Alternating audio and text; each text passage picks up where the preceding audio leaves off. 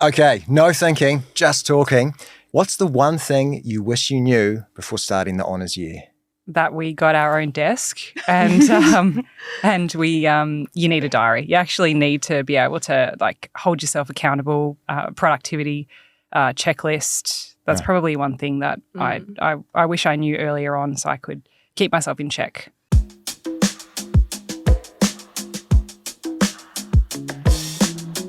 Hello and welcome to the Honestly Honest podcast, a show where we discuss and demystify the MDHS Honours program. Today we're jumping into episode 7, What I'd Tell Myself a Year Ago, an episode all about reflection, hindsight and the lessons that come from experiencing the honours year firsthand. Starting honours can feel exciting, overwhelming and full of unknowns. Many students begin the year with big expectations, plenty of questions and maybe even a few nerves. But by the end of the program, most people realise just how much they've learned, not only about research, but also about themselves. Joining me today are Hannah, Jennifer and Danielle to talk about their experience and things they wish they knew from the beginning. First of all, guys, thank you so much for coming out. I really appreciate you being here. What I'd like you to do, we'll do a quick whip around. Just what's your name and where were you based during your honours year? Hannah, we'll start with you. My name's Hannah and I was based at the MCRI Institute. Hi everyone, I'm Jennifer and I was based at the medical building. Hi, I'm Danielle and much like Hannah, I was based at MCRI at the Royal Children's Hospital. Just by coincidence, we're both here today. Fantastic. Excellent. So let's take ourselves back to the start of the honours year, all the way back there. The expectations that we bring into a new unknown environment often differ from the reality, right? Sometimes you're talking up in your head what might actually happen. But I'd like to start with the first question is, what did you worry about at the beginning that turned out not to matter so much?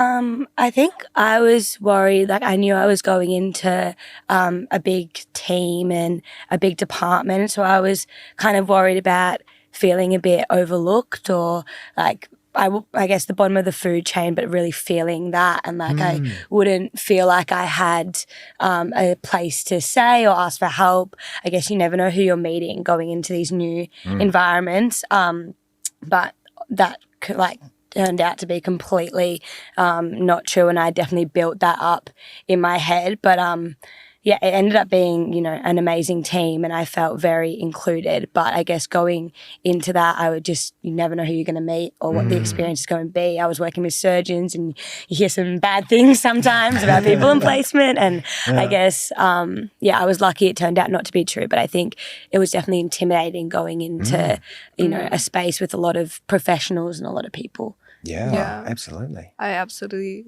agree with Hannah. I think going to honors, I was really scared of working with the professors that they were so high up in academia, and they are really, really smart people. So I wanted to prove myself to them, but over time you just build this bond with them that, and they're literally the most chill and relaxed people ever. They're just people at the end of the day. They're people at the end of the day. I was gung-ho on becoming an expert in what I was studying or what my study was about, which is actually not really the premise of, the objective overall. There's so many other skills other than just learning what your study is about. It may be, presentation. It may be, oral presentation is what I mean by that. Just all the writing skills, all these incredible things. I didn't find myself to be a good writer. So I was excited about honing in on that, but of course very, very, very nervous about the whole thing. What was the thing that made you most nervous about the whole thing?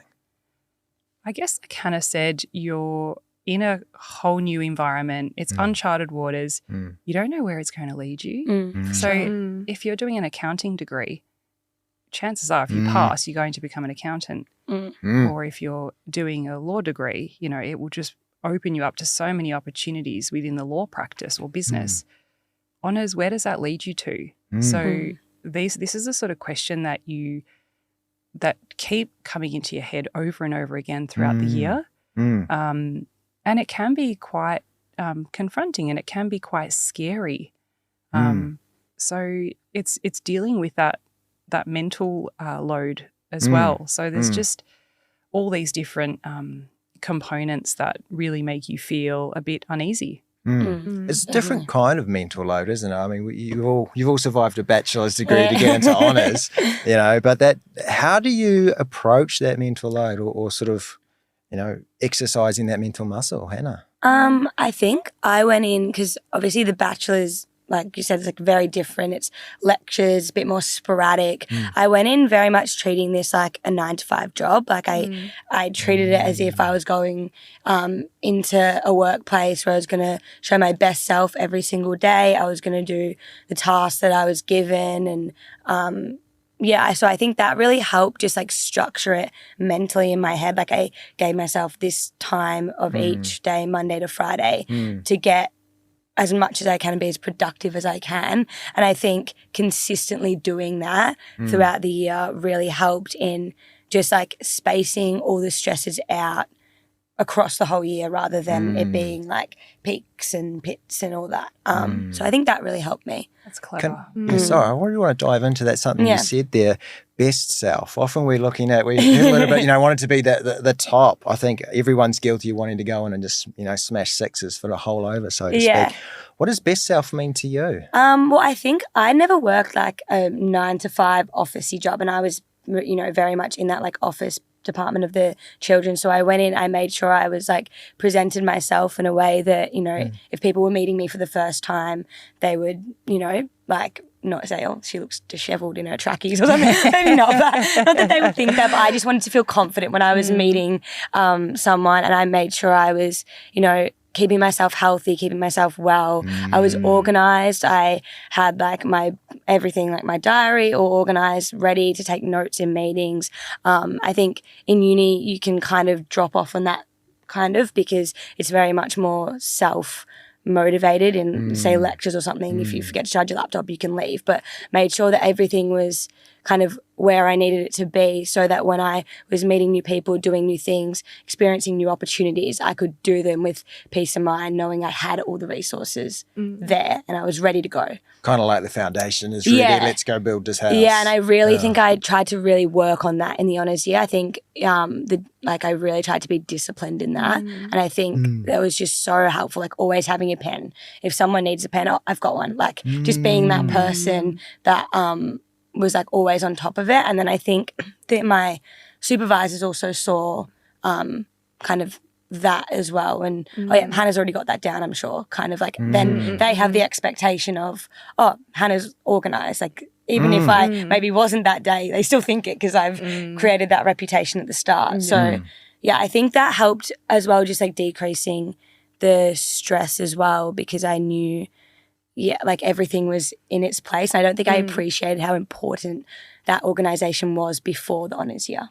I love that Hannah said that because it's like almost like a year-long job interview. Yeah, fully. Because you can come out of it with a job if you want. Yeah, it happens. Definitely. Yeah, it does happen. It opens you up to other research opportunities. Yeah, definitely. Yeah. And like making those connections is so important, especially in the healthcare sector. Like I'm going into nursing now, but meeting heaps of nurses that did so many different things like inspired me more to then take on that degree, and meeting people that were research nurses or like in management, and kind of being able to then show up to all of them and create a good impression. What I felt was a good impression for myself was, I think, really important to me. And with honours, you learn the skill of writing and researching, but morals and ethics and respect like those for soft oneself, skills. Exactly. That sort of comes from within, and they're the sort of things that you need moving forward. Anyone can learn how to write, but for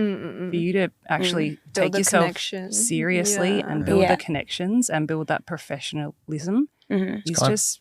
Sorry. That's beautiful. It just brings to mind it's not the destination, but the journey we walk to the destination. Yeah. Just to jump on to that, and please continue, Danielle, is those soft skills, how important now are they in the hindsight? And we talked about, like, I want to be the greatest in research. I think that's what you mentioned, but now we're talking, highlighting those soft skills.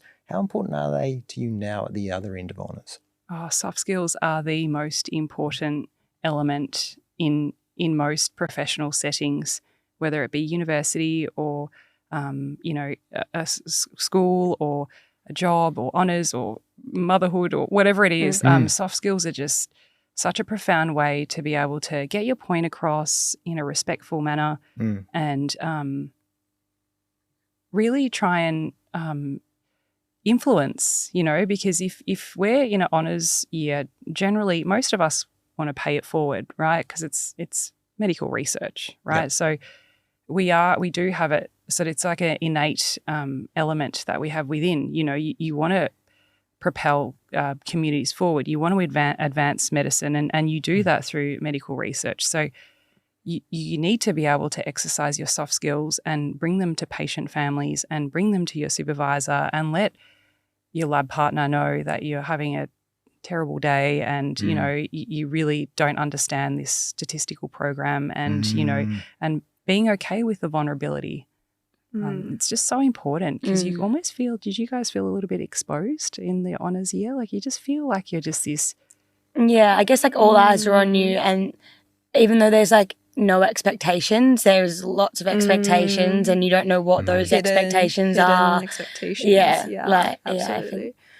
But I guess I also want to add that don't lose yourself in like trying to please your supervisors or, go out of your comfort zone to, please the people around you.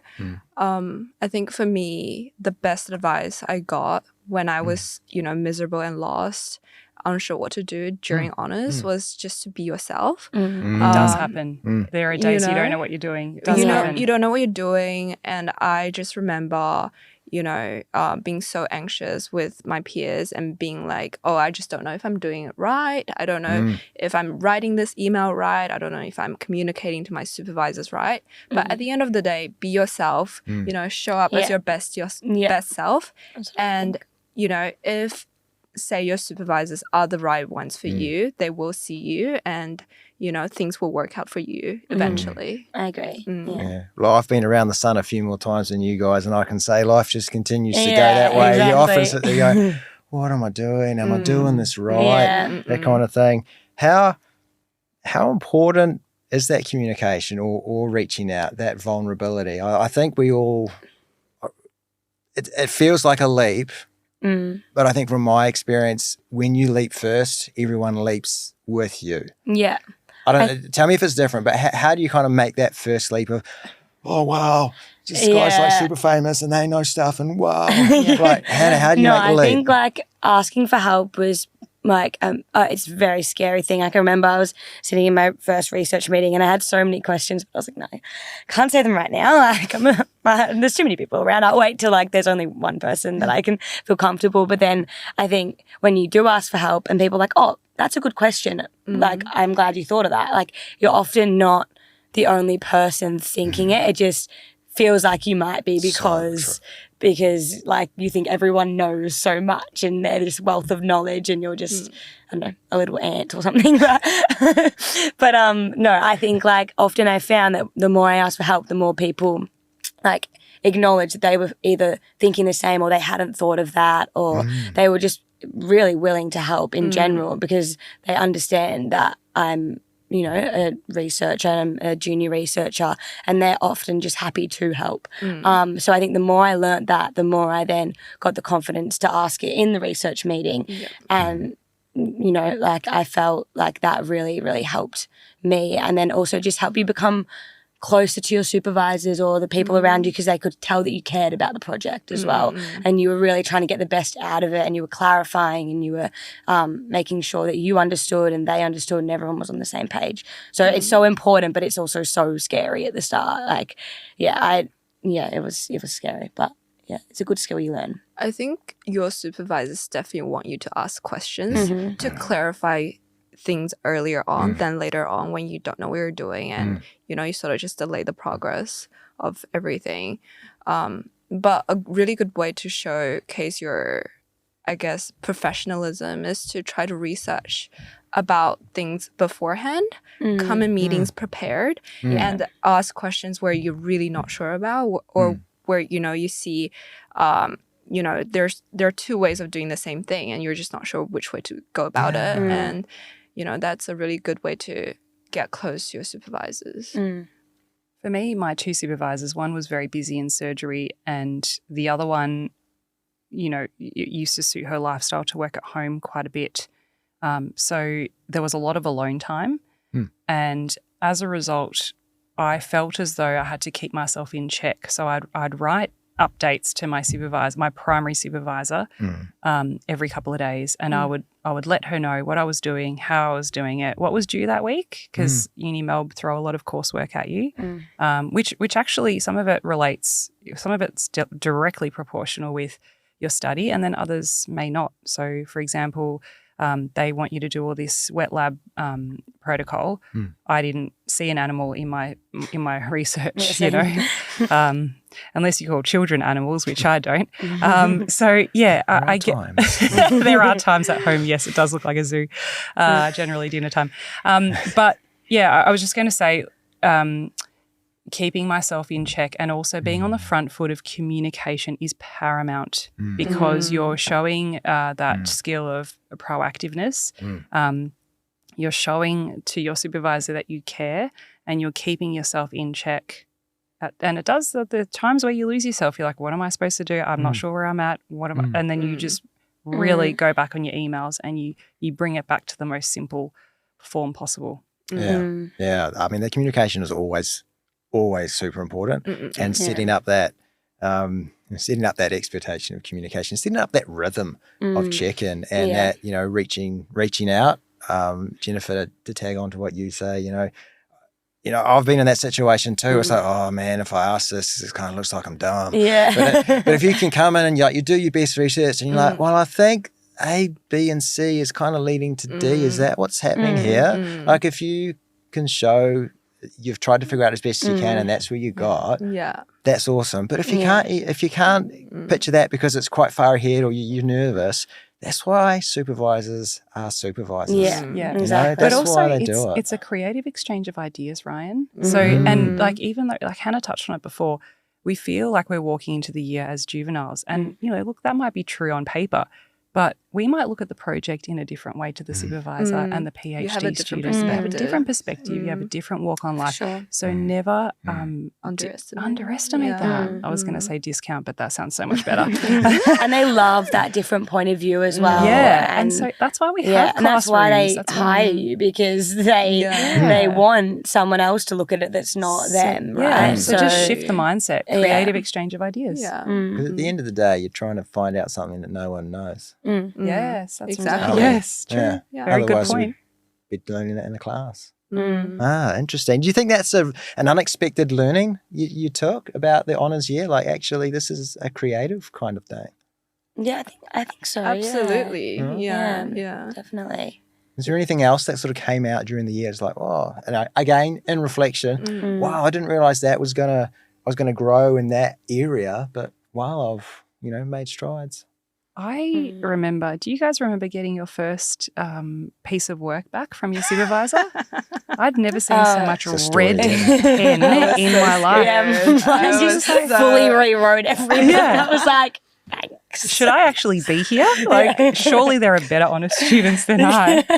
But it's a part of the process, and you've just got to trust the process and be patient with the process. You will grow at the end of the day. There's lots of challenge, lots of opportunity. What, thinking about then sort of starting the year, what do you think students should focus on in their first 2 weeks? Because there's a lot of emotion going on. We've touched on it here. In that first 2 weeks, what should we be focusing on when we're coming in? I think like showing up, like I don't know, it depends what the expectations of the project are. Like, I know my supervisors didn't expect me to be at every Tuesday 8 a.m. research meeting, but making sure I made an effort to go, even if I was just sitting there, in silence the whole time. But at least I was making my face known, and I was a familiar face. And then people, if I, went down to clinic or something, you went, and like recognize you, and then you kind of, I think you then feel more involved. Just in those first weeks, really making a point to show up, and like do your best within your capacity, of course, to, you know, meet as many new people or just be open to all the opportunities that might be thrown at you. Like if they're taking a tour down in the clinic, you might not be working in the clinic, but I'll come and learn, like even if you may not step down there again, or I don't know, going into a theatre or something. It might not be to do with your project, but just saying, I'll go. I'll put that in the diary. When are you free? Or I think just saying yes to everything in those first 2 weeks is really important, because it just shows your passion, and it also is just a great way to feel involved already. Yeah. Did you sort of sit down and set those expectations with your supervisor, or is it just I think it was just like, occurring? I mean, I guess it depends on the size of your team, but I had lots of different people throwing different things. Like one supervisor was like, oh, come down at this time Tuesday, blah, blah, blah, blah. And they might say it once, but I'll put it in my diary, and then I'll be like, hey, is this all good if I come down? Like, if you remember you said this, or and then another person might be like, oh, Hannah, do this. Or and like just saying yes to all the different people from different departments that were kind of, I think they were just excited to have an honest student or something. But I think, I think I didn't like sit down and, you know, say I wanted to do it. It was just more, I guess, saying yes to one opportunity often leads to a whole wealth of opportunities. Absolutely. And I found that, that was really exciting for me as well. So, same for you, Jennifer, staying open, putting your hand up? Yeah, absolutely. Especially with my supervisors, they're really, really chill people.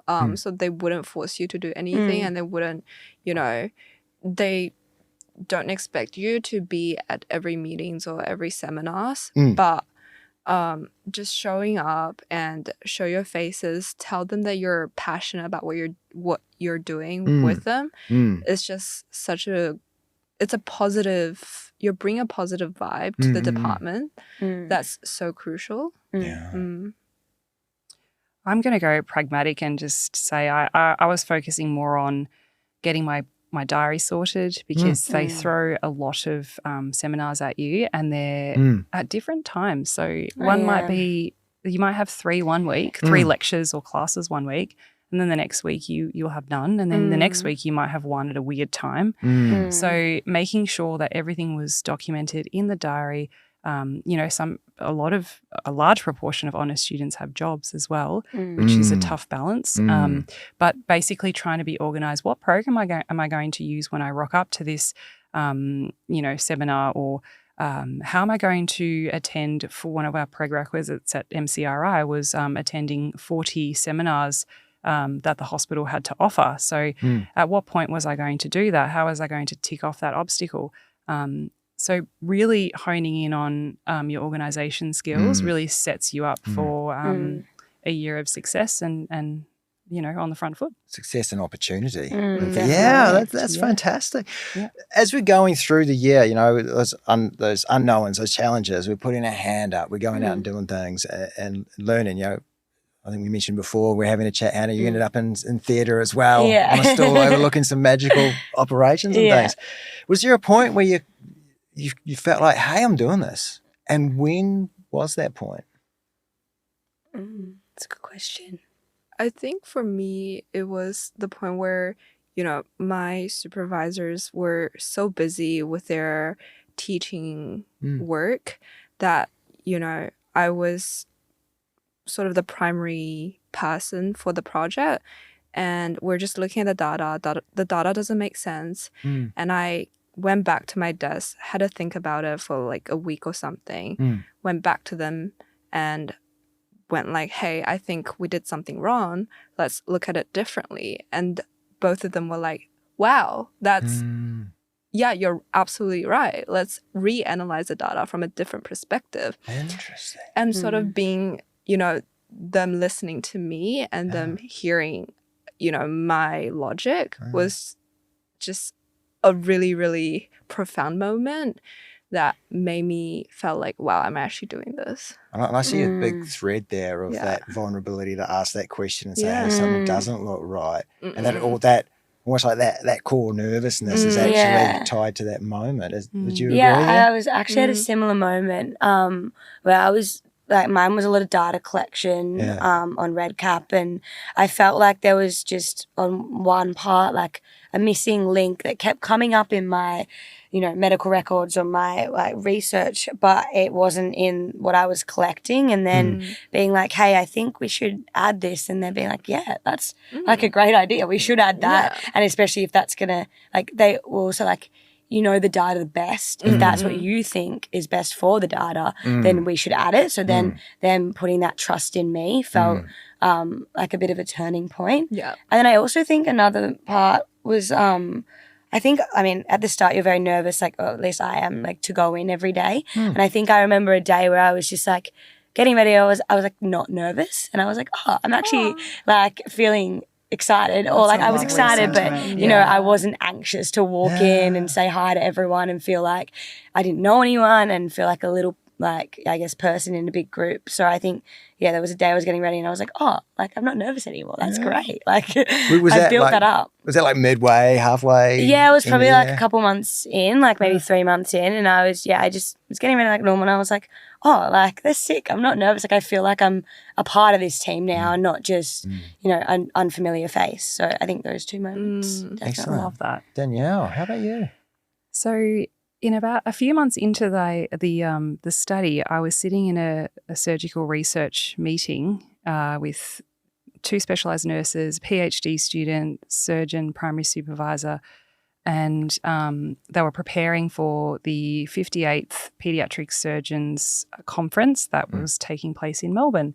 And so we're all sitting there listening to all the presentations, and I was taking it all in. I was a bit too nervous to speak, but, I was just really quite taken aback by everything that was going on. And then the surgeon supervisor turned around and said to me, do you know the next conference, when you finish your paper, the next one will be in Texas, Houston, Texas? And I said, really? So he's, do you want to go? And I said, yeah. So a few months ago, my paper was accepted and I'm off to Texas in April. Oh, wow. So, it was amazing. And a part of that is visiting NASA.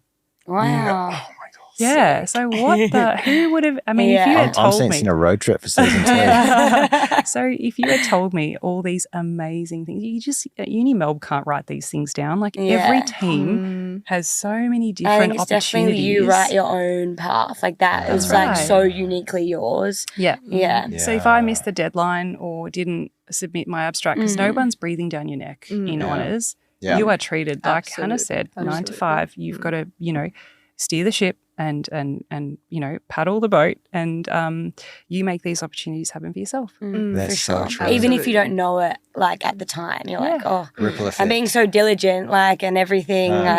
Not, I guess you don't have an expectation of what it's going to get you, but I think being it all pay off in the end feels really rewarding. Yeah. Oh, that's it.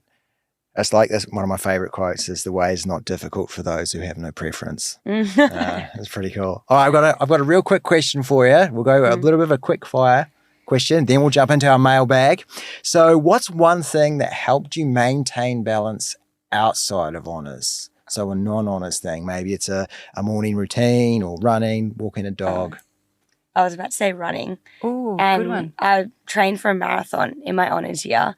Not to flex, guys. Not to but I think, but actually that structure outside of honours was really good, because I had it wasn't just running when I felt like it was I had to do it and I had to take that time for myself. Well, I didn't have to, but I felt like I had to, or I couldn't run 42 kilometers. So, so I think physical exercise and keeping yourself well was just so important to me. Excellent. Jennifer?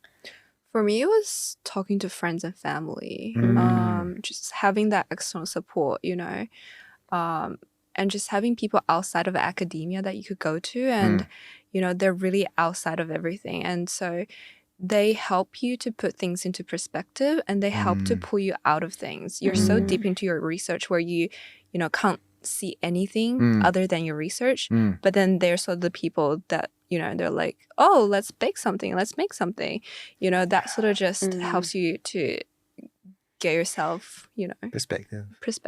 Yeah, that's really well said. For me, I started playing soccer. Nice. Yeah, so it was very new. hadn't played for about 20 years. And so doing that was a whole new challenge outside of research. And there was one other thing and I forgot what it was. I started a new job, actually. I started casually teaching at the university. So 2 new challenges that I felt like I needed outside of my honours year to challenge me in different ways. They were outside writing. Yeah. Oh, that's great. You're balancing there. And, you know, be it physical exertion, that the mental download with people through everyday activities is really important. Thank you. So we're going to get into our mailbag section now. We have our lovely mailbag here with some viewer sent in questions. We've got a few. We're going to dive in here. So the way this works, we've got an anonymous question coming out of Geelong today. Nice writing. So do they actually send them in? These are actual snail mail. Snail Have you mail. seen envelopes with Questions from upcoming honours students. So basically, real quick fire, a couple of sentences, 2 or 3. I'll give you the question, then we'll go around. So from Geelong, the question is, how do you identify and stop yourself from going down a research rabbit hole? For me, reflection. I don't even know. Reflection. Wow. So I'd reflect. How? I'd just journal a little bit. And I'm not a journaler. I'm not. I don't sit and write things. But I felt that was very, very helpful. So remember how I said before, keeping yourself in check. So whether it be a checklist, crossing things off at the end of the day, making sure that you've adhered to the priority list in the sense of what's most urgent to the most, and just really, being aware of all the things that you've achieved. Jennifer. Research rabbit hole. Yeah. I guess for me, I've went down quite a few rabbit holes during my honors year, simply because no one's done my research before. So no one's really, no one's out there actively looking at why biomedical science students are using, why not using Gen AI. And for me, I think the rabbit holes were necessary for my success in honors year. Just knowing, going to a research rabbit hole, looking into like different methods of analyzing a specific data set, and telling my supervisors led me to quite a few publication opportunities simply because, no one's done it before. So, my supervisors were like, yeah, these are definitely publication level analysis. It's got to feel good. Amazing. Congratulations. Yeah, that's great. Houston, Texas. Hannah, the pressure's on you. Go away. But how did you... Sorry. Carry on. Yeah. I guess what I'm trying to say is just, really embrace it. Embrace the challenges and the rabbit holes and, don't avoid it. You're using this year to learn about research. So just hone into that. Sit in the discomfort. Yeah. That was my adage of the year. Just sit in it. Yeah. Oh, they were both really good answers. I was actually, similar to Jen. Just like, I think being so well read, it's not a bad thing. Like, but then like writing everything or putting your thoughts down however you can, it might be completely irrelevant at the time, but then you might put it down and you'll come back to it and you'll be like, wait, that's actually a great idea, or that was a great thing I read that I can now link it to this new idea. So I think, embrace the rabbit hole and like, I guess, write what you can down and then cull if you need to, I guess, if it's not relevant. Yes, but like, true. It's not always a bad thing to be a little bit off, or you might feel off track. It's not always a bad thing.